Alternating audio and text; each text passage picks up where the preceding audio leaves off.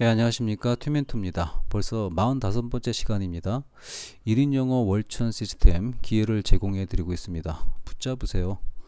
사고방식의 격변을 통해 가지고 혁명도 이룰 것이고 월천 돌파 후에 성장 전략 또한 제공받을 수 있을 겁니다. 그냥 하는 말이냐?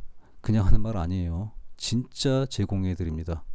이걸 기회라고 생각하고 붙잡으신다면 그때는 성장의 동력을 다시 한번 찾은 것이고, 그냥 누구나 떠드는 헛소리다 이렇게 생각하고 지나가신다면 그때는 또 한 번의 기회를 놓치는 겁니다.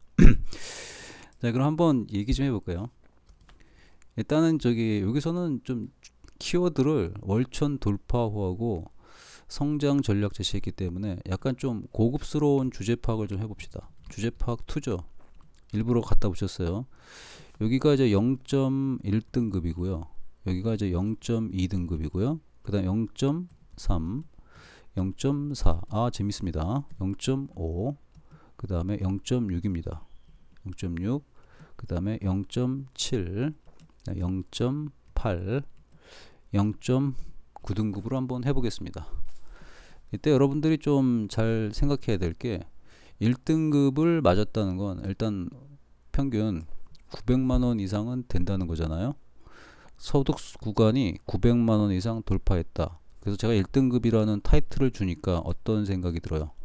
1등급이니까 나는 꽤 현명한 사람이고 그리고 나 정도면은 꽤 괜찮은 사람이다. 뭐 이런 착각을 좀 하시는 것 같은데, 제가 계속 반복해서 얘기하는데 1등급이라는 거는 한 개인으로 봤을 때 자본주의의 끝자락을 처음으로 다가가는 것에 대한 최소 기준을 제가 제시한 겁니다. 근데 이렇게 주제 파악을 할 때 원장님들한테 이렇게 명확하게 제시할 수 있는 게 돈밖에 없어요. 돈으로 제시해야지만이 자각을 하시기 때문에 비로소 이걸 갖다가 제가 제시해 드리는 겁니다. 근데 이 1등급에 들어오게 되면 이 1등급을 갖다가 똑같이 0.1등급부터 해가지고 0.9등급까지도 나눌 수가 있는 겁니다. 이해됐습니까? 근데 여기서부터는 좀 등급을 달리하는 게 올라갈수록 좀 올라간다는 겁니다. 이해됐어요? 이 카운팅이 이렇게 밑으로 내려가는 게 좋은데 올라갈수록 올라가는 방식으로 생각하면은 계산하기가 좀 편하다는 거죠. 이해됐죠? 그러나 여기서는 똑같은 시스템으로 제가 설명을 해보겠습니다. 그럼 0.9라는 거는 이제 가까스로 900만원대를 이제 돌파해가지고 1000만원보다 조금 될 듯 말 듯한 단계에 도달하겠죠. 그죠? 1000만원에 될 듯 말 듯한 단계에 도달하는 겁니다. 구간이. 그 다음 구간은 어떻게 됩니까? 2천만원 정도의 구간이겠죠. 그 다음 단은 3천만원, 그 다음 단계는 4천만원 정도의 구간일 겁니다. 여기가 이제 5천만원 정도의 구간이 되겠죠. 이렇게 계산을 하고 계시면은 굉장히 좀 편리하게 생각을 할 수 있습니다. 그럼 결국 끝에까지 가면 거기 매월 수입이 1억 원을 넘어가는 단계니까 좀 힘들겠죠. 제가 도달했던 단계는 저는 요 단계까지는 가봤습니다. 요 단계까지는 가봤고 요거 이상까지는 저는 아직 해보지는 못했습니다. 그 이유도 좀 자세히 얘기해 드리겠습니다. 왜 그러고 있는지. 자, 여러분들이 하는 그 1인 영어는 대부분 개인 비즈니스하고 이게 법인으로 하시는 경우가 거의 없습니다. 개인 비즈니스가 개인 사업자로 신고하죠. 소득 구간이 이제 1000을 돌파하시게 되면서부터 세금 신고할 때 문제가 생기는 걸 느낄 겁니다. 문제 생깁니다. 이제 그거를 잘 비껴가는 트릭을 쓰시는 방법이 이제 뭐 신고를 좀 불규칙하게 한다든가 아니면은 공부방 같은 거 도구를 이용하게 되면은 세금 신고를 굉장히 많이 돌아갈 수 있죠. 그러니까 세금을 갖다가 완전히 내지 않고 지낼 수 있는 방법이 이제 공부방에는 너무 많죠. 그죠? 근데 이제 대놓고 영업을 하시는 경우 교습소 이상부터죠. 교습소나 학원 같은 경우에는 그걸 참 처리하기 힘듭니다. 카드 결제 금액도 있기 때문에. 그래서 이제 매출은 많이 올라갔지만 실제 가져가는 걸 따져보면은 얼마 안 되는 경우도 나와요. 그 1년 매출이 1억이 넘어가는 순간부터 뭔가 좀 힘듦을 느낍니다. 세금 처리하기 이런 것들이. 그런 경험들이 있는데 그런 거는 일단은 배제하고 순수하게 여기까지 가는 구간에 대해서 얘기할 거고, 그리고 월천 돌파한 다음에 성장 전략을 어떻게 가져야 될 것이냐, 거기에 대한 것만 제가 천천히 얘기하도록 하겠습니다. 그래서 이게 여기에 속하시는 분들이 지적 수준이 좀 높으신 분 같은 경우는 제가 이런 얘기 할 때도 자기 수준은 아직 7등급입니다. 자기 수준은 5등급입니다. 이렇게 거기 인식을 하는 분이 있는 반면 어떤 분은 자기를 과대포장해요. 자기가 1등급에 도달했었는데 수준이 높다고 생각을 하는 경우가 있습니다. 이게 엄청난 착각이라는 거거든. 그 이상의 세계가 존재합니다. 그리고 이제 월천이 돌파하게 되면 핵심이 뭐냐면 어떻게 버냐가 더 중요하게 됩니다. 어떻게 버냐. 그러니까 그냥 계속 교육생 뭐 30만원 40만원 받아가자면 수적인 계산이 나오잖아요. 그럼 매달 힘들어. 매달 일은 일대로 하고 힘들고 그러면서 위안하는 게 뭐야. 나는 월천 이상 벌고 있어. 월 2천도 될 수 있어. 매달 힘들어요. 매달. 그렇게 살라고 일을 하는 건 아니잖아요. 죽을 때까지 그렇게 사실 거예요. 지금 제 교육생 중에서 튜티님들 중에서 60 넘고 70 되신 분들 중에는 그렇게 아직도 살고 있어요. 응? 그냥 매번 몇 시부터 몇 시까지는 수업을 해야 됩니다. 시간의 자유가 없는 거야. 시간의 자유가 전혀 없지. 응? 그렇게 살면서 위안 삼는 게 뭐야. 나는 그래도 1000만원 넘고 있어. 나는 그래도 1200만 넘고 있어. 그리고 밤 돼서 주무실 때 생각해 보세요. 다음날이 오는 게 설레이고 기대가 되나요? 안 될걸요? 굉장히 삶이 무료하다 생각이 들걸요? 그리고 어디 뭐 해외여행이나 느긋하게 한 달 이상 갔다 본 적 있어요? 없죠. 응? 없잖아. 그렇게 일탈을 즐겨본 적이 있냐고? 없잖아. 근데 평생 열심히 살았는데 왜 결과가 계속 거기에 머물까요? 그건 뭐냐면 성장 전략이 잘못됐기 때문에 그렇습니다. 그걸 갖다가 그 얘기할 때 성장 전략이 잘못됐다 얘기할 때 월천까지 도달하지 못한 분들은 이해를 못합니다. 왜냐하면 자기는 당장 월천이라도 나왔으면 좋겠다 생각으로 달려오고 있거든. 그래서 월천을 달성한 이후에는 성장 전략에 다시 한번 수정을 가할 타이밍이 나오거든요. 그래서 이 얘기를 제가 오늘 하는 이유는 일부 튜티님들 중에서 그 자기가 월천 넘었다고 굉장히 띠까띠까 되시는 분들이 계셔가지고 좀 주제 파악을 좀 하라고 이걸 좀 제시해 주는 바입니다. 응? 그 이상의 세계가 있어요. 저도 못 가본 세상이 있습니다. 저도 못 가본 세상이 있는데 그 세상에도 갈지 안 갈지를 결정하는 그 키도 제가 제시해 드리려고 합니다. 제 얘기를 들어보면은 제가 무슨 얘기를 하는지 좀 이해가 되실 겁니다. 그 다음에 이제 판단하셔야 될 게 주제 파악은 명확히 하고 계셔야 돼요. 본인의 소득 수준 900만원 이상이면 1등급이고요. 그죠? 900만원이 안 되고 200만원 미만일 때 9등급이고 800만원은 200만원 이상이고요. 8등급은. 그리고 5분은 500만원 이상입니다. 500만원 이상. 근데 이제 본인의 등급이 6, 7, 8, 9면은 안 들어도 돼요. 나가세요. 나가시고 돈 버는 걸 조금 더 하신 다음에 오세요. 지금 들으면은 달나라 얘기일 거고 별나라 얘기일 겁니다. 어려운 얘기일 거예요. 그리고 이제 이 구간에 속하시는 분들도 제 얘기를 듣는 게 어려울 거예요. 어렵다는 건 교육이 유익하다, 무익하다? 어렵다는 거는 그 교육이 유익하다는 뜻이에요. 왜냐하면 그대가 갖고 있는 머리통의 지식 가지고는 이해가 안 되는 거죠. 그걸 초월하기 때문에 그렇습니다. 그러니까 본인이 이해가 안 된다고 잘못된 얘기야 이런 판단을 할 근거가 없다는 거예요. 왜냐하면 그대의 등급은 1등급이 안 되니까. 1등급이 넘었다 하더라도 아직 이 정도 구간까지 가지도 못했다 그러면은 다시 한번 재고를 하셔야 되고 그리고 다시 한번 성장 전략을 다시 한번 돌아보셔야 됩니다. 또 성장이라는 키워드를 모르는 분들도 굉장히 많아요. 성장이 뭐냐라고 물어봤더니 참 황당한 얘기를 하시는 분들이 많아가지고 거기에서도 키워드를 좀 잡아드리고 다시 한번 지금 하고 있는 비즈니스를 특히 1인 영어 비즈니스를 갖다가 어떻게 해야 될지를 한번 길을 제시해 보겠습니다. 그러니까 좀 이거를 잘 이해하고 반복한다면 뭐가 돼요? 돌파구가 되겠죠. 근데 이걸 들을 때도 그대가 기억해야 될 거는 레버리지를 꼭 기억해야 된다는 거죠. 레버리지를 또 본인 수준에서 자꾸 생각하면 안 돼요.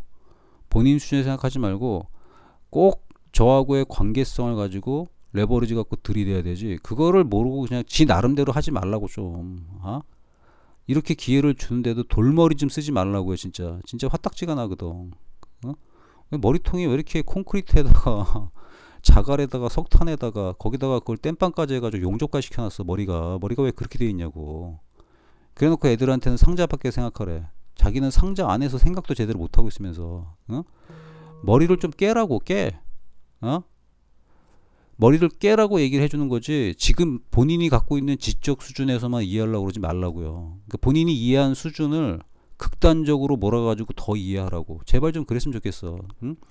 머리통을 좀 깨세요. 제발 좀 깨세요. 자, 오늘 아침 일어나가지고 정체성 확인했냐고. 기본이죠. 그 타임 플러스 원의 개념 잡았어요? 잡았죠. 플러스 원이 무슨 뜻인지 알죠. 많이 들었기 때문에. 모르는 분은 다른 영상에서 찾아서 들으세요. UFD 중에서 제일 중요한 거 했어요? 안 했어요? 했어요? 안 했어요? 아직도 안 했습니까? 아직도 안 했으면은 돈 벌 생각이 없다는 거지. 응? 거의 미친 거죠. 돈 벌 기회를 줬는데 안 해. 미친 거라니까.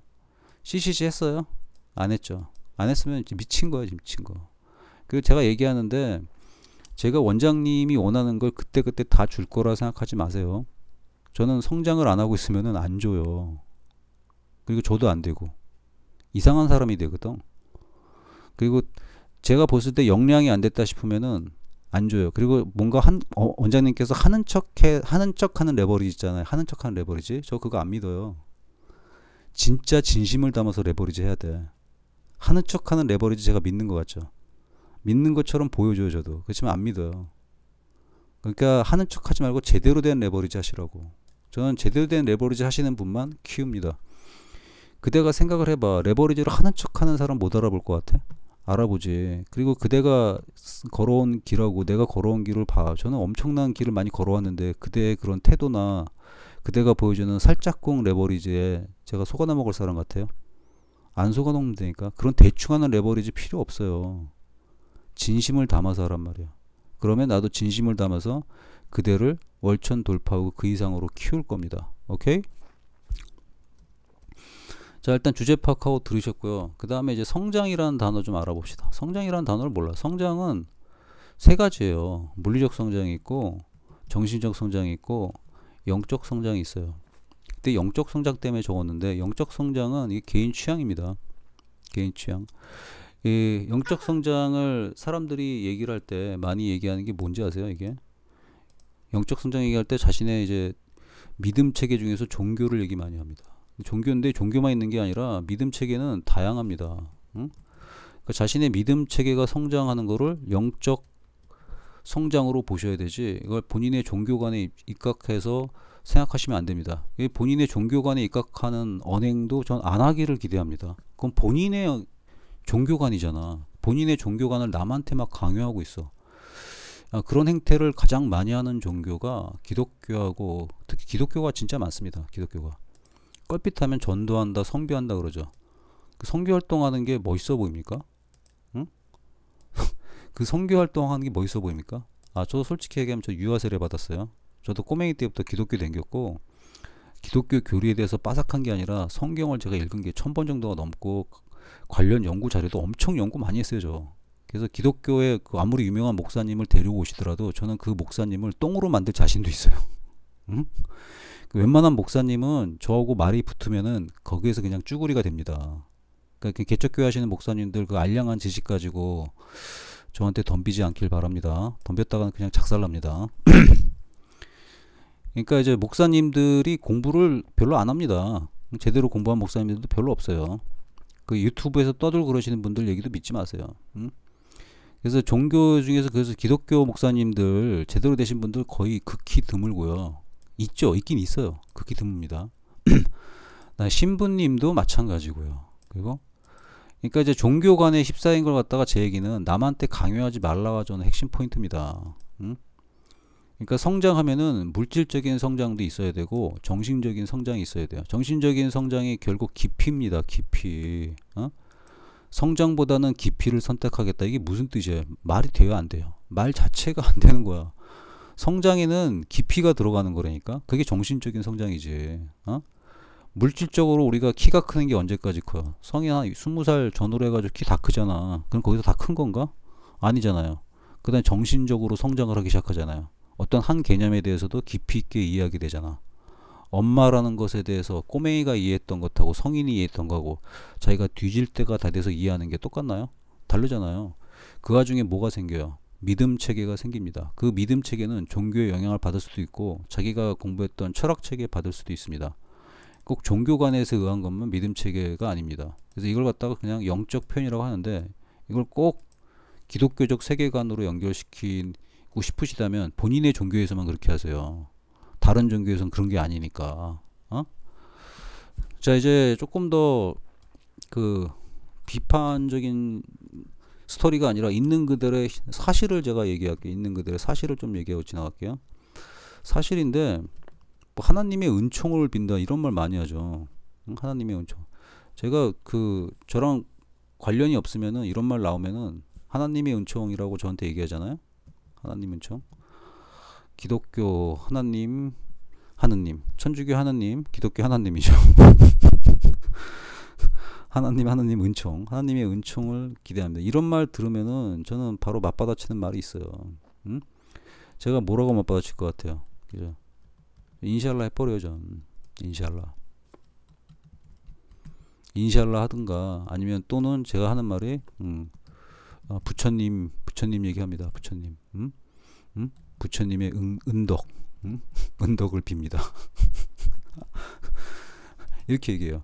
그러면 대부분의 저한테 전도하려고 시도하던 기독교 신도들이 저한테 화를 냅니다. 진짜 웃기죠. 자기는 나한테 하고서 남의 종교를 듣는 거는 또 반대예요. 이게 얼마나 편협한 사고방식인지 모르겠어요. 이해가 좀 됐나요? 기독교 믿고 계신 분들? 본인이 믿는 거 좋아. 근데 이걸 남한테 강요하냐고. 문자 메시지 하나님의 은총을 빕니다. 그게 잘못인지 모르고 있죠. 응? 무책임하게 하고 있지. 응? 그거 완전 제국주의적 발생 아닙니까? 기독교 종교가 최고야. 나머지 종교는 조리야. 그러니까 내가 하나님 은총이라고 얘기하는 거는 괜찮아. 근데 다른 사람이 인샬라 하는 건 안 돼. 인샬샤가 아니라 인샬라죠. 인샬라 하는 건 안 돼. 부처님 얘기하는 것도 안 돼. 신령님 얘기하는 것도 안 돼. 무속신앙은 미신이야. 왜 미신인데? 하나님의 은총이 기독교든 이슬람이든 무슬림이든 그리고 뭐 부처님이든 신령님이든 눈으로 입증돼요? 안 되잖아. 다 비과학의 영역이에요. 그러니까 제가 맨날 얘기하는 게 명확한 거 돈만 갖고 얘기하자고 그러는 거야. 눈에 안 보이는 거 가지고 얘기하지 말자고. 응? 그래서 성장을 얘기할 때도 딱 물리적인 것하고 정신적인 깊이만 갖고 얘기하면은 깔끔해요. 여기 영적인 영역을 추구하잖아. 여기서부터 싸움이 일어나요. 네가 맞나 내가 맞다. 자기가 믿고 있는 게 맞고 저는 물질을 추구하지 않았는데 하나님의 도움으로 엄청나게 성장을 하게 됐고 저는 부처님의 은덕을 입어 엄청나게 성장을 하게 됐고 그거 어떻게 입증하냐고. 본인의 믿음이 그런 거 아니야. 믿음 체계. 그러니까 본인의 믿음 체계는 그냥 본인이 그렇게 믿으라고. 뭐라고 안 하니까. 대신에 측정은 뭐로만 한다? 구체화된 돈으로만 측정을 하자고. 그럼 깔끔하잖아요. 누구나 동의할 수 있잖아. 눈으로 확인할 수 있으면 된 거 아니에요. 그러니까 성장이라는 거는 딱 물리적인 성장과 정신적인 성장만 판단하고 나머지는 배제하자고요. 이게 아직도 잘못인지 모르는 것 같으면은 제가 따르게 한번 예를 들어 볼게요. 따르게 예를 드는 것도 되게 편해.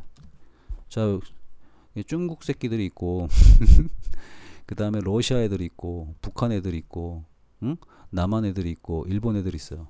자, 우리는 포지션이 남한이죠. 남한이야. 한번 느껴보세요. 여기 또 미국이 있죠. 미국 대빵이 있습니다.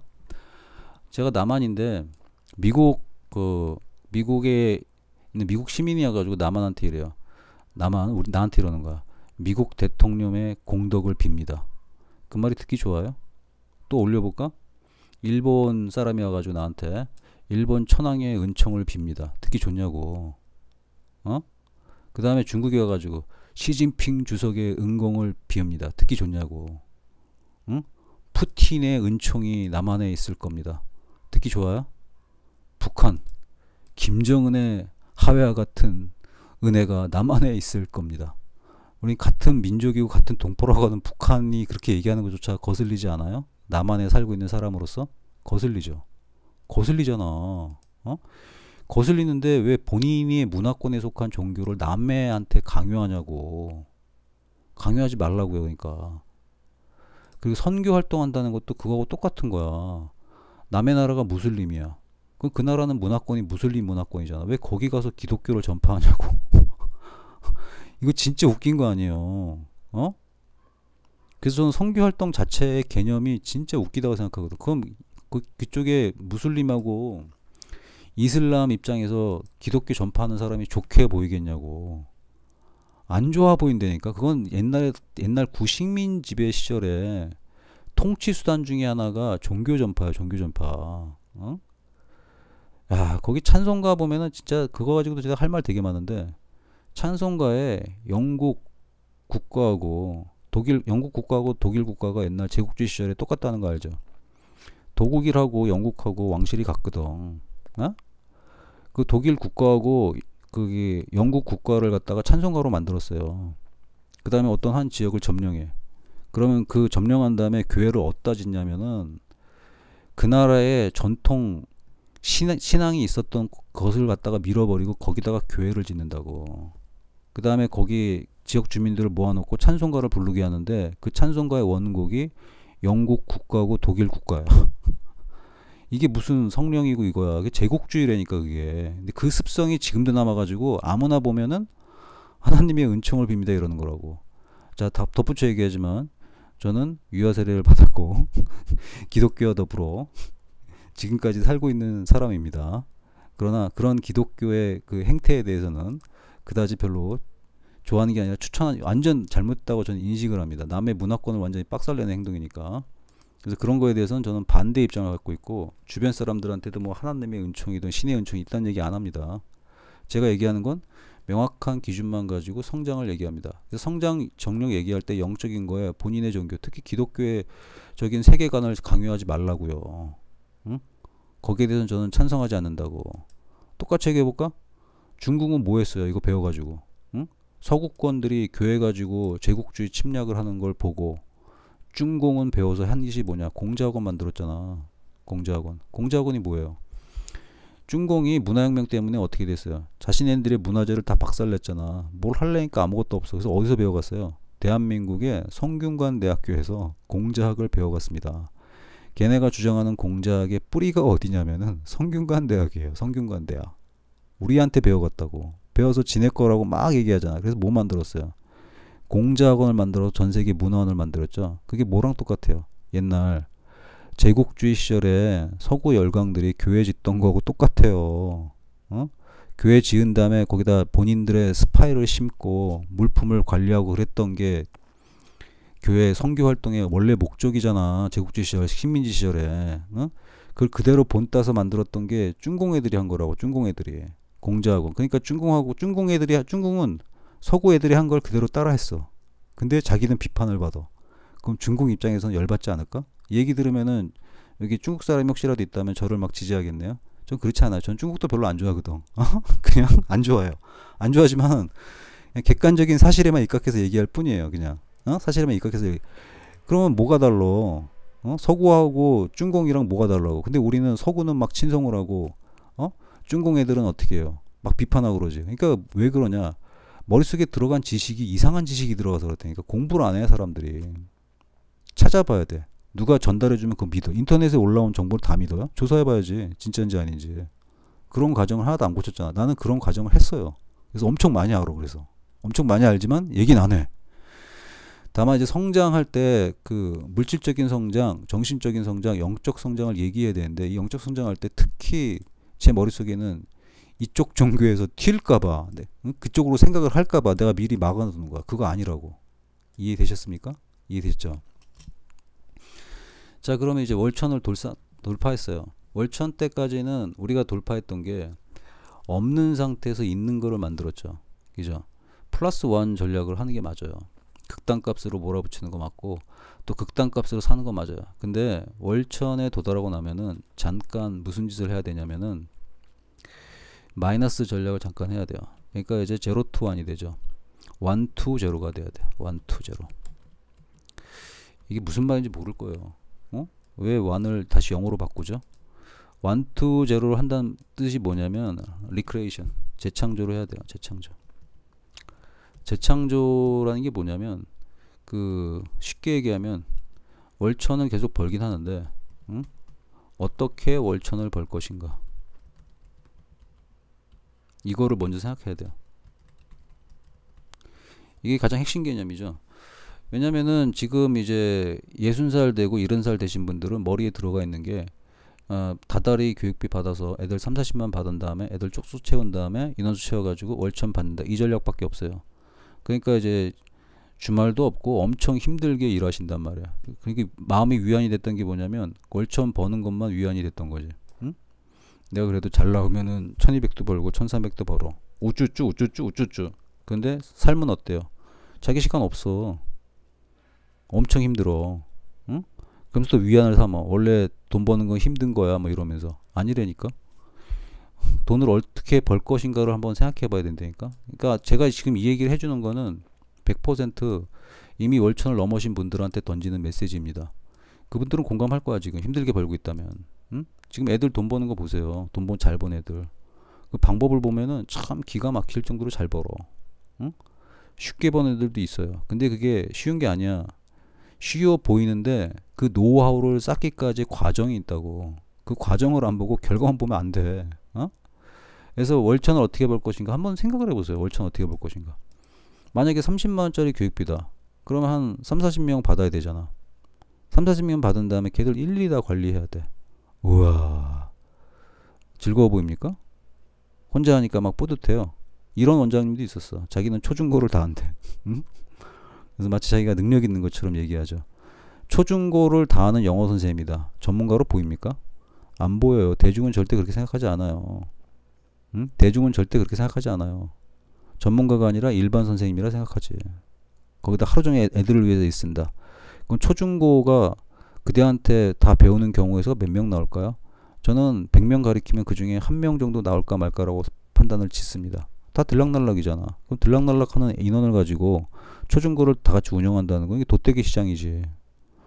그래서 월천 벌고 있으니까 잘하는 건 맞아요. 잘하시는 건 맞는데 본인이 진짜 그걸로 행복하냐고. 응? 월화수목금토일 이렇게 헌신해가지고 가르치는데 이렇게 행복하냐고. 응? 삶이 진짜 여유롭냐고. 또 초중고가 돼 있으면 시험 때 어떡하냐고. 갑자기 중등부과 하다 고등부과 하다 왔다 갔다 하고 또 초등부 애들 오면 초등부 보고 이게 뭐 하는 거냐고. 응? 그건 교육비를 절대 높게 받을 수가 없는 구조잖아. 응? 근데 본인은 고퀄리티 생각하고 높게 받을 거 아니야. 무슨 놈의 고퀄리티야. 본인의 착각이라니까. 그거는 진짜 약간 거기 서울 지역 센 지역에서도 아니고 응? 경기도 외곽 지역, 경기도 도시 지역 그런데 약간 촌티가 날 듯 말 듯한 그런 지역에서는 먹히는 전략 아닌가요? 응? 대도시에서는 딱 초중고 다 한다 그러는 순간 보내기가 싫은데 나는.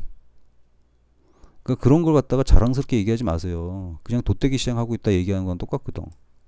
그래서 그대가 지금 월천 벌고 있으면은 어떻게 벌지를 생각하시라니까. 계획을 바꾸라고. 그럼 이 질문이 쉬운 결정이에요, 어려운 결정이에요? 이거 어려운 결정이야. 어려운 결정은 손해를 감수해야 돼요. 손해를 감수한다는 뜻이 뭐냐면은 재구성해야 된다는 뜻이에요. 지금 클래스를. 이게 두렵고 하기 힘든 겁니다. 당장 손해가 보이지만 결정을 내려야 돼요. 왜냐하면 계속 그런 식으로 하게 되면요. 죽을 때까지 계속 그렇게 살다 뒤져야 돼요. 그렇게 살다 뒤지고 싶냐고요. 그러면 약간의 손해를 감수하면서까지 재구성을 해야겠죠. 응? 이걸 또 전문 용어로 숨고르기란 표현도 하기도 합니다. 재창조란 말 대신에 숨고르기. 응? 숨고르기란 표현보다는 저는 재창조란 단어를 더 좋아합니다. 더 폼이 나잖아. recreation. 응? 재창조를 하셔야 됩니다. 재창조. 어떻게 월천을 벌 것인가. 이 재창조하는 과정의 핵심이 뭐냐? 제로 투 원이라는 건 뭐냐면 본인이 갖고 있던 기반을 무너뜨려야 된다는 얘기를 하는 겁니다. 본인이 갖고 있던 기반을 무너뜨려야지만 그 어려운 결정을 내릴 수가 있습니다. 저 또한 어려운 결정을 여러 차례 내려왔습니다. 제가 오프라인에서 학원을 3개 정도 돌렸을 때가 있어요. 물론 이제 선생님들 잔뜩 뽑아놓고 돌렸죠. 공장 시스템도 만들어 봤죠. 그죠? 파트로 근무하는 선생님 때도 해보고, 그리고 담임제도도 해보고, 그리고 또 어떻게 하면 노동청이랑 잘 피해갈 수 있을까 연구해 가면서 그 시간표까지 고려하면서 짜보기도 하고 별짓 다 했어요 저도. 응? 그래서 이제 3개 정도 이제 해보니까 하니까 이제 이렇게 하다 보니까 구간이 항상 3천, 4천은 잘 돌파하는데 5천까지는 잘 돌파를 못했습니다. 그래서 어느 순간 되니까 이제 5천 돌파하고 6천 뭐 갈 듯 말 듯하고 이런 게 계속됐죠. 근데 그때도 저도 재창조를 못했어요. 못하고 계속 달려온 거야. 달려오다 보니까 매일같이 눈 뜨면 이 생각만 하는 거야. 다음날 또 매출 얼마 이러다 보니까 어떻게 됐냐. 어려운 결정을 해야만 됐죠. 왜 그러냐. 저는 진짜로 자연의 선택을 받았죠. 쓰러졌어요. 어느 날 갑자기 집에 쓰러졌는데 몸을 못 움직일 정도가 됐어요. 몸을 못 움직여가지고 그래서 깜짝 놀라서 병원에 가봤더니 왼쪽 다리부터 왼쪽 어깨에 이르기까지 염증이 전체를 덮고 있었습니다. 그러니까 안 움직이는 게 당연하지. 수술도 당장 했죠. 저는 그런 질환이 있는지도 몰랐죠. 수술도 당장 하고 이제 그 당시에 이제 온 집안 사람들이 얘기한 게 이제 그만해라죠. 왜냐면 내가 얼마나 극단적으로 열심히 살아왔는지 알거든. 응? 극단적으로 진짜 여기까지 보고 오로지 이거 하나만 보면서 그냥 휴일이 어딨어. 응? 일요일이고 뭐고 없지. 응? 오로지 난 이것만 보고 살았다니까 진짜. 극단적으로 저를 몰아붙여 살아간 거예요. 근데 쓰러지고 나니까 그리고 한 이제 편하게 3일 정도 받아놓고 쉬면서 원래 더 입원해야 되는데 응? 쉬면서 보니까 생각을 하면서 삶을 다시 돌아보게 된 거지. 이때 제가 배웠던 게 뭐냐면 어려운 결정을 내렸죠. 가장 어려운 결정이 뭐였냐면은 고3 클래스였어요. 고3 클래스. 고3 클래스 시험이 그때 한 달 반, 두 달도 안 남았었는데 그 클래스를 날려버릴 수가 있어야지. 날릴 수가 없잖아. 걔들 중에는 짧게는 2년, 길게는 3년, 더 길게는 4년, 5년까지 쫓아온 놈들도 있는데 걔를 마지막에 한두 달 남겨놓고 날려버린다? 와, 이건 힘들죠. 근데 체력적인 게 아니라 몸이 안 좋아가지고 그걸 고민을 해야 됐다니까. 제가 이때 처음으로 배운 게 있습니다. 이때 처음으로 제가 배웠던 게 위임을 처음 배웁니다. 위임. 아, 위임을 확실히 해야 되는구나. 그래서 고3 클래스조차도 위임을 했고 뒤에서 이제 핵심 부분만 선생님을 코칭하는 형식으로 제가 전환을 시켜버렸습니다. 근데 그게 꽤나 성공적이었죠. 꽤나 성공적이어서 그때 제가 배웠던 거는 어려운 결정을 내린 다음에 그 재창조하는데 저는 성공을 했습니다. 물론 이제 수익은 어떻게 되냐면 수익은 그 기하급수적으로 떨어집니다. 기하급수적으로 떨어지는데 대신에 뭐가 찾아오냐면은 자유를 얻게 되었습니다. 시간. 제가 이제 그때부터 배우기 시작한 게 이제 핸들링 하는 걸 많이 배웠죠. 핸들링 하는 거. 아, 이럴 땐 이렇게 핸들링하고 사람은 이렇게 핸들링하고 그때 제가 그런 걸 엄청 많이 배웠고 그 사람에 대해서 어떤 믿음을 가져야 되고 어떤 부분에는 믿으면 안 되는지에 대해서 상당히 많이 배우는 계기가 됐습니다. 그 과정이 쉬웠다는 건 아닙니다. 응? 좌충우돌 하는 과정이 왜 없었겠어요. 졸라게 많았지. 그러면서 지금과 같은 새로운 고용 체계를 제가 갖추게 된 거죠. 그죠? 자, 그러면 이제 원장님들한테 제가 제시할 수 있는 거는 이제 사실 저는 초보 원장님들이 굉장히 좋습니다. 초보 원장님 왜냐면 아직 세팅이 안 돼 있어요. 세팅이 안 됐으니까 그러니까 세팅 초기부터 뭘 고려할 수가 있냐면은 라이프 스타일을 고려할 수가 있습니다. 그래서 어떤 비즈니스 간에 제일 먼저 고려해야 될 게 자신의 라이프 스타일이에요. 라이프 스타일을 보존하면서 학원을 세팅해 나가야 됩니다. 이게 핵심이에요. 라이프 스타일이 유지된 상태에서 학원 시스템을 만들어야 되는데 그래야지 본인이 지치지 않고 일을 할 수가 있어요. 근데 이제 대부분은 저도 몰랐거든. 저도 그냥 라이프 스타일이 뭐냐 무조건 애들 방향으로만 가자 그래가지고 구축을 한 거 아니야. 그러다 보니까 멈출 수가 없는 거야. 폭주기관차처럼 좀만 하면 더 올라갈 것 같고 좀만 하면 더 올라갈 것 같고 그러다 보니까 뭐 두 개 확장하니까 이게 또 솔직히 얘기하면 돈도 안 돼요. 왜냐면 비용이 더 나간다는 것이 생각보다 꽤 되거든. 그러다 보니까 이제 거기서 좀 이제 그 테크닉이 생기다 보니까 세개도 해요. 거기서 또 좌충우돌하고 또 어떻게 또 세계를 다 돌리는 시스템도 갖추게 되고 그렇게 해서 그냥 막 달리다 보니까 제가 한 10년인가 11년 정확하게 11년 정도 같은데 11년 정도를 아무것도 안 하고 그것만 하고 달렸다니까. 그러다가 쓰러진 거예요. 그리고 나서 이제 성공적인 걸 맞이하다 보니까 아 그때 이렇게 해야 되는구나 라는 걸 제가 깨우치게 된 거고 그 다음부터는 이제 그 라이프 스타일을 철두철미하게 고려하면서 비즈니스를 짜는 게 습관이 됐죠. 라이프 스타일이 반영이 되지 않으면은 그 비즈니스는 지속하기가 되게 힘들어요. 너무 힘들거든. 그래서 지금 이제 월천을 벌면서 힘든 1등급 선생님들은 라이프 스타일이 완전히 망가진 상태입니다. 자기 라이프 스타일이 없지. 친구도 없고 뭐도 없고 그리고 행복하지도 않아요. 재미도 없고 제가 정확히 알고 있습니다. 왜냐하면 저는 그 구간을 통과한 사람이기 때문에 알고 있어요.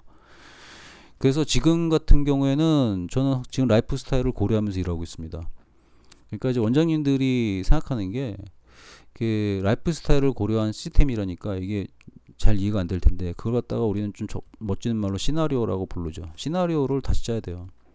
그러니까 이제 원장님들이 생각하는 거 특히 1인 영어 학원의 1등급 구간을 돌파하고 나서도 지금처럼 개 힘들게 살고 계신 원장님들은 뭐냐면 어떤 거에 익숙하냐면은 그 매월 교육비 받는 시스템에 익숙합니다. 매월 교육비. 매월 교육비를 받으니까 그 교육비가 얼마짜리예요? 3, 40만 원짜리고 좀 비싸봤자 60만 원짜리인데 그렇게 해가지고 교육비를 받고 징수하는 에너지가 상당히 많이 들어갑니다. 근데 매월 교육비 시스템도 있습니다. 또 매월 교육비 시스템만 있냐? 매일 교육비 시스템도 있습니다. 매일 받는 것도 있죠. 쿠폰제로 운영한 학원이 대표적인 거죠. 그럼 연회비는 없겠냐? 있습니다. 매년 받는 것도 있고 그리고 한평생 받는 것도 있습니다. 제가 선호하는 교육비가 이제 한평생 교육비를 저는 굉장히 선호합니다. 그럼 손해가 아니냐? 아니요. 각종 스트레스로부터 다 벗어납니다. 한평생. 제가 많이 지향하는 게 이거죠. 그리고 꽃님반 099 원장님들도 제가 이렇게 한평생 회비를 받은 거 아니에요. 또 받지도 않잖아요. 그리고 이제 본인이 제대로 성장하면 돈도 더 벌 수 있는 길을 제가 열어놨죠. 일종의 멤버십이라는 얘기를 제가 그래서 해드린 겁니다. 한평생 제가 되게 선호합니다. 그리고 꽃 666 프로그램도 거의 한평생이죠. 나머지도 다 한평생으로 처리하고 그냥 땡 합니다. 왜냐면 저는 자율적으로 사람을 만들어 버리기 때문에 어느 정도 상대편이 자율적 의지가 생기게 되면은 그 기간 내를 돌파하게 되면은 자율적이 됩니다. 그렇기 때문에 저는 편해지는 거죠. 계속 제가 교육을 많이 하면 할수록 상대편이 능력이 올라가기 때문에 제가 편해지는 형태로 교육을 프로그램을 저는 많이 짭니다. 그럼 이제 한평생 낼 사람이 있냐? 냅니다. 원장님들도 냈잖아요. 냅니다. 다 내요. 왜냐면 한평생 하는 것에 대한 혜택이 너무 많기 때문에 다 냅니다. 그럼 내가 일을 너무 많이 하지 않냐? 다른 것들은 이렇게 직접 코칭하는 것보다는 그냥 원하는 자료를 제공해 주거나 원하는 컨설팅인데 1회 정도 컨설팅을 하고 그 다음에 가끔 가다가 컨설팅 한 형식을 진행하기 때문에 그냥 제 라이프 스타일입니다. 라이프 스타일이기 때문에 어려울 것도 없고 힘든 것도 없습니다. 그리고 또 학생 같은 경우에는 많이 받지도 않아요. 일부러 많이 받으면 또 스트레스를 주잖아요. 학생 같은 경우에도 받을 때 되게 신중합니다. 뭐가 신중하냐면 조금이라도 학부모님이나 학생 측에서 상태가 안 좋다 그러면 바로 수업을 중단해 버립니다. 왜냐하면 내가 스트레스 받기 싫어가지고. 그래서 그런 학생이나 학부모 같은 경우는 효과도 없어요. 어차피 효과가 없다는 거 알기 때문에 거기서 멈춰버려요. 근데 이제 계속해서 진행하는 경우에는 효과를 제가 확실하게 보장할 수 있기 때문에 끌고 갑니다. 그러니까 이제 받을 때부터도 저는 뭘 생각했냐면 제 라이프 스타일을 고려합니다. 라이프 스타일에서 내가 얘를 개선할 수 있는 거 없는가. 그럴 경우에는 끌고 가고 그렇지 않은 경우에는 철두철미하게 요새는 버리고 있습니다. 왜냐하면 왜 버리냐? 걔네들 같은 경우 어차피 안 돼. 어차피 안 된다고 나는 판단을 내렸어. 응? 그 수용성도 없어. 엄마도 의지가 없어. 근데 어떻게 되겠어요? 응? 안 된다니까? 안 되는 걸 대기할 순 없잖아. 수능영어 9등급을 기르수 가르쳐봐. 걔가 되냐고. 걔가 될 수 있는 가능성. 만약에 수능영어 9등급을 원장님께서 6개월 동안 1등급 만다 생각해봐. 얘가 무슨 짓을 해야 되냐고. 6개월 동안 1등급이 되려면 얘 엄청 힘든 거 매일 해야 돼. 6개월 동안 쉬지도 않고. 그거 하려면 얘가 뭐가 돼 있어야 돼? 태도가 돼 있어야 되고 절박함이 아주 강렬해야 돼. 엄마도 절박함으로 똘똘 뭉쳐 있어야 되고. 그럴 경우에만 얘를 1등급으로 끌어올릴 수가 있지. 근데 그런 경우가 있냐고. 9등급에 거의 없다고요. 없어. 영화에나 등장하지 현실 세계는 없단 말이야. 그런 9등급이 그냥 대충 시간이나 떼고 이런 애지. 그런 애들 뭐야? 대충 시간 때우려니까 대충 교육비 내는 그대들의 학원에 가는 거예요. 응? 30만원 40만원 그리고 대충 시간 때우고 선생님한테 돈 채워주고 떠나는 거지. 성적은 안 오르고. 그러니까 서로 사기 시스템으로 돈 버는 거지. 애들은 공부하는 척, 선생님은 가르치는 척. 그 사기 시스템으로 올라갈 수 있는 한계가 이제 월천까지는 한계 친구는 찍을 수는 있어요. 그 사기로. 그렇지만 진짜로 교육하고 싶다 그러면은 재구성해야 돼. 클래스를. 응? 클래스를 재구성해야 된다니까. 그리고 이제 그대가 진짜 학원을 급격히 성장시키고 싶다. 그럼 천천히 가는 게 아니라 꽃 099 하시다가도 꽃 666을 지원을 하셔야 돼요. 지원하시면 제가 다 해줄 것 같죠? 아니라니까. 제가 몇몇 원장님들이 지원했는데 잘랐어. 아직 당신은 자격이 안 돼. 이 얘기 해줍니다. 제가. 왜냐 제가 볼 때 그 원장님은 이제 7, 8인데 제가 그 돈 받고 이 원장님을 일까지 갈 수 있냐? 못 가. 거기다 제가 두뇌도 좀 보거든요. 두뇌가 꽉 막혀 있어. 이해를 잘 못하는 두뇌야. 그러니까 본인은 아닌 것 같죠. 튜티님들 중에 99%가 머리 회전이 안 됩니다. 제가 그래서 미치는 거지. 와 진짜 이렇게 안 되나? 그러면서 애들한테는 박스 밖을 보라 이런 강의를 하고 있다니까. 자기는 박스 안에서도 헤매고 있으면서. 이 말에 반발이 생기면은 박스 바깥에는 레버리지를 저한테 제시해 주세요. 레버리지 제시도 못하면서 레버리지도 하는 척 하는 것만 몇 개 한 거밖에 없잖아. 제대로 한 거 없잖아요. 제대로 하는 걸 저한테 보여달라고. 그럴 때 제가 감동을 하고 그때 마음이 움직이겠죠. 진정성이 안 느껴진다니까. 그냥 형식상으로 보여주기식 이런 거 가지고는 제가 조금 도와주다 말아요. 안 한다니까. 근데 레버리지를 진짜 생각 못하는 게 원장님이 그런 레버리지를 저한테 보여줘봐. 제가 원장님을 이뻐하지 않을까? 그리고 그런 레버리지를 보여서 외부로 노출까지 됐는데 제가 원장님을 망하게 할까? 결코 망하게 할 수가 없죠. 제가 욕보이는 짓이니까. 이런 심리적인 관계들을 잘 좀 활용 좀 하세요. 머리가 앞뒤 꽉꽉 막혀있지 말고. 어? 답답해 죽겠습니다 진짜. 기회를 줬는데 기회를 안 잡아. 그리고 이제 1등급 나왔다고 이렇게 떵떵거리던 원장님이 계시면은 성장은요, 물질적인 성장뿐만 아니라 정신적인 성장이 있어요. 정신적인 성장은 바로 월천이 넘은 다음에 어떻게 벌 것인가가 포커스예요. 응? 그냥 정신적으로 이해도가 올라간다, 깊이가 올라간다, 그게 아니고. 왜 그러냐? 정신적으로 어떤 독해 지문을 볼 때 깊이 이해한 것하고 대충 이해한 것하고 정답을 맞히는 확률이 똑같다. 그럼 과연 그걸 깊이 이해해야 될까? 거기서 더 깊이 이해한다는 건 솔직히 영적인 영역까지 넘어가지 않나요? 그러니까 얘가 수능 영어 1등급이 나오는데, 물론 영어는 더 깊이 공부해야겠지만 수능을 치러야 되는 상황에서, 그럼 수능 영어 1등급이 여유 있게 나오는데 그 상황에서 영어를 더 해야 될까? 유지하는 것만 해도 되지 않을까요? 그리고 나머지 수학이나 국어에 에너지를 더 쏟아가지고 완벽하게 점수를 맞아야 되지 않을까요? 근데 영어가 막 너무 좋아가지고 더 깊게 들어간다. 그러면 걔가 영어로는 울트라 슈퍼 고수가 될지 모르지만 다른 과목에서 손실이 오잖아요. 그러면 대입 진학 실패 아닙니까? 사업을 성장시키는 것도 그거랑 똑같지 않나요? 물질적으로 성장하다가 멈췄어. 그럼 정신적으로 성장해야 되는데 이것도 뭐야? 제가 얘기한 것처럼 정답을 맞힐 수 있는 수준까지만이 정신적이잖아. 그 다음에 깊이를 더 강요한다는 거는 본인의 영적인 영역, 진짜 자아의 영역까지 깨우쳐서 들어간다는 건데 응? 그거는 개인이 해야 되는 거 아닌가요? 알아서? 개인의 거의 취미 영역에 들어가는 거 아닙니까? 저는 이 부분을 개인의 취미 영역으로 보고 있습니다. 그래서 성장의 의무로 보고 있는 거는 물질적 성장하고 정신적 성장이 어디 되는 것까지 구체화된 수치로 나타나는 데까지가 성장으로서 우리가 객관적으로 바라봐야 되는 성장이고, 나머지 영적 성장은 상당히 주관적인 거기 때문에 이걸 갖다가 깊이 있게 얘기할 수 있어요. 종교가 어디가 좋다 나쁘다 얘기할 수 있나? 응? 그럼 하나님은 저 꼭대기에 계시고 산신령님은 허접인가? 둘 다 입증 안 되잖아. 입증이 된다. 이쪽이 입증이 되는 건 뭐냐면 교회가 많다는 거, 그리고 신학대학이 있다는 거, 권위가 좀 있죠. 이쪽은 아무것도 없기 때문에 대도로 물려내려오는 구전으로 배워야 된다는 거. 근데 인샬라나 불교는 어때요? 이것도 대학 다 있잖아. 응? 똑같은 권위가 있네. 그건 산신령님만 짝퉁이고 나머지는 다 인정받는 종교인가? 응? 아니잖아요. 다 똑같은 겁니다. 그럼 무당의 관점에서 쳐다보세요. 무당에선 자기 신령님이고, 무당이 신부님을 보면 어떻게 보겠어요? 예수를 모시는 무당이고, 그죠? 그 무당이 거기 스님을 보면 뭐가 돼요? 그죠? 부처님을 모시는 무당인 거지. 무당 세계관에선 그렇게 보이는 거지. 그러니까 이제 세계관을 본인의 세계관에서만 세상을 바라보지 말라니까. 남의 세계관에서 한번 보라니까. 그리고 자기의 세계관이 전 지구적으로 옳고 크다라는 세계관을 버리라니까요. 그래서 제가 가장 버리라고 얘기 많이 하는 게 뭐예요? 저희 튜티님들한테 한국적 마인드 버리라고 그러잖아. 비즈니스 도움 안 된다니까. 한국하고 일본하고 어디가 더 돈 벌기 좋은 나라예요? 일본이잖아. 일본은 경제 랭킹에 항상 세계 5위 안에 들어간 나라인데 장난이 아닌 경제 규모지. 규모 자체가 다르잖아요. 중국의 경제 규모도 우리보다 훨씬 크고. 그럼 어디가 더 좋은 시장이야? 암만 뭐 난리친다 그래도 중국하고 일본이 우리보다 압도적으로 시장이 크죠. 응?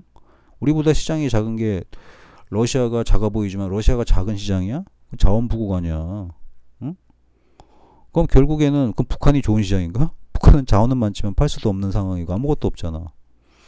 이런 걸로 객관적으로 주제 파악을 하고 나면은 한국의 위치가 보이는데 한국의 위치를 주제 파악을 잘 못한다는 거지 이게. 응? 일본은 전 세계적으로 인정받는 국가이고 전 세계적으로 이미 강대국이라고 인정을 받고 있는 나라예요. 과거도 그랬고 지금도 그랬고. 한국은 신흥 강국이지. 어? 그 한국에 대해서 자꾸 여러분들이 프라이드를 가지려고 노력하는데 대한민국은 스스로 한 게 아무것도 없는 나라라니까.